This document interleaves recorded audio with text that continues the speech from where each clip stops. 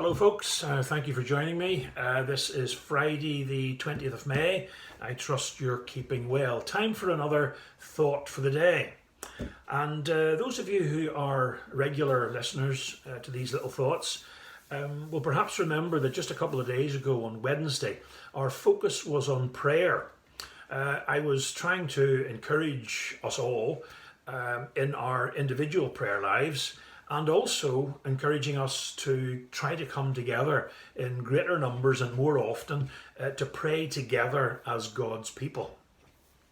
And I just want to continue that particular thought, the focus on prayer. Now, I didn't mean to do this, but it's just after posting that last video, I was reading an article, not specifically about prayer, but there was a section on prayer, and I thought it was very interesting. It certainly excited me, and I thought I would share it with you all in the hope that it may provoke thought or even excite you as well. So it's based on Revelation chapter 8. I was going to read a section of Revelation chapter 8, but I'm not going to do that. It's paraphrased, the first part of it anyway, is paraphrased in the article that I'm about to read. So I will leave you, if you wish, to have a wee look, certainly at the beginning of Revelation chapter 8, perhaps encouraged to do that by what I'm about to read. So without any further ado, I will quote from this article on prayer. If I can find my place again, I've lost my bookmark. Yeah, here it is. So a lot of people think that prayer is just a casual chat with God, having a talk with the Lord himself. And of course it is that, but it is also much, much more than that. And what's described here, and what we're reminded of in Revelation chapter 8, is that there's an awful lot more to prayer, and prayer is an awful lot more powerful than a lot of us imagine or remember. So I quote, based on Revelation 8, an angel came before the altar of God with a censer, a great bowl-like thing. He mixed the prayers of the Christians with incense, which cleansed them from any impurities. He combined them with fire, God's Spirit, combined them with fire from the altar. And then he put everything into the censer and threw it over heaven's ramparts. The censer, plummeting through the air, landed on earth, and on impact there were peals of thunder, voices, flashes of lightning, and an earthquake. The prayers which had ascended, unremarked by many people on the earth, returned with immense force. Prayer re-enters history with incalculable effects, and our earth is shaken by it every single day. Now, it's figurative language, of course, but in my mind, it conjures up a wonderful picture. You know, where do our prayers go? Well, we know the Lord hears them. They ascend before his throne. But here's this mighty angel, and he's making this concoction, the incense, the fire from the altar. He fills this bowl and he throws it from heaven down to earth.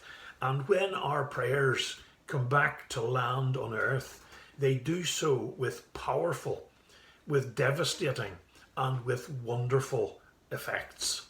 Now, I don't know whether you have ever thought about your prayers being gathered up and returning to us in such a way, but for me, it conjures up a wonderful picture in my mind. Now, this Revelation, the book of Revelation itself, we know was given to John, the Apostle John. And we know that it was given to him on the Lord's Day. We're told that he was in the Spirit on the Lord's Day. Now, again, that is an interesting thought, because we still call, some of us anyway, we still call Sunday the Lord's Day. I like that particular title. It's a reminder that the day belongs to Him. It's not for us to do what we want to do. Now, don't get me wrong, there's a place for relaxation, there's a place for enjoyment, there's a place for fellowship, for meeting with family, for taking it a bit easier on the Lord's Day. It's also, of course, for worship and for praise of God Himself. But John, we're told, was in the Spirit on the Lord's Day. And can I just read another little bit on the next page of the article? It reminds us that John did not see and hear what he wrote in the Revelation by sitting around on Sunday, the Lord's Day, without anything to do, waiting for something interesting to happen. John was praying on the Lord's Day. He was in a prepared posture of receptivity before God. Now again, it gives us a reminder of another dimension of prayer. Prayer isn't just about coming to God with our requests. It isn't even about coming with adoration and thanksgiving and confession.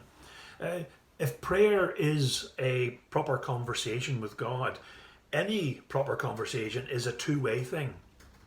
So yes, we talk to God, but we're reminded here that John sat waiting to receive from God as well.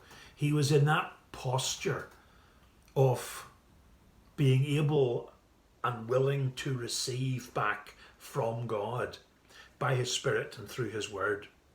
Now, life is so busy now. Sometimes we say our prayers and we get on with whatever it is that's occupying us.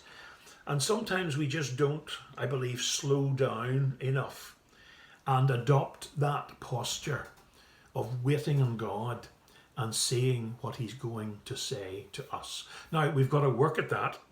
And dare I say, it's easier to work on that when we come together rather than when we're on our own as individuals. I don't know what your house is like, but even though I try to get some quiet time in my own house, there always seems to be something that can come in and can interrupt, can disturb you. I don't find that happens when we come together as Christians to pray in a meeting. We're able to shut more things out and adopt that position where we can receive from God as well. You know, friends, the task of the gospel, I believe, is to move us from the place where we talk about God, move us from that place to the place where we talk to God. And as I said, it's much more powerful and wonderful than just having a talk with God. It is something that enters heaven and returns to earth in a wonderful and in a powerful way. It stirs God into action, and it really does mean that we can make a tremendous difference to the world around us in prayer. Friends, as Christians, it's hard to say anything against prayer. It's hard to talk against a prayer meeting. And we all say that we believe in prayer, and we all say that we sign up to God hearing and answering our prayers. Well, if we really do believe in prayer, and if we really do believe it's so wonderful, let's just do it. Let's engage in prayer as individuals, and especially let's engage in prayer corporately together as God's people meeting in the local church. Prayer is a wonderful tool to have, a tremendous resource. And if we really believe in it, if we really believe that it can move mountains and change the world and heal people, well, let's just come together and let's pray. I leave that thought with you. Please keep safe, keep praying. Allow me to talk to you again soon. And I'll just sign off once more by saying bye for now.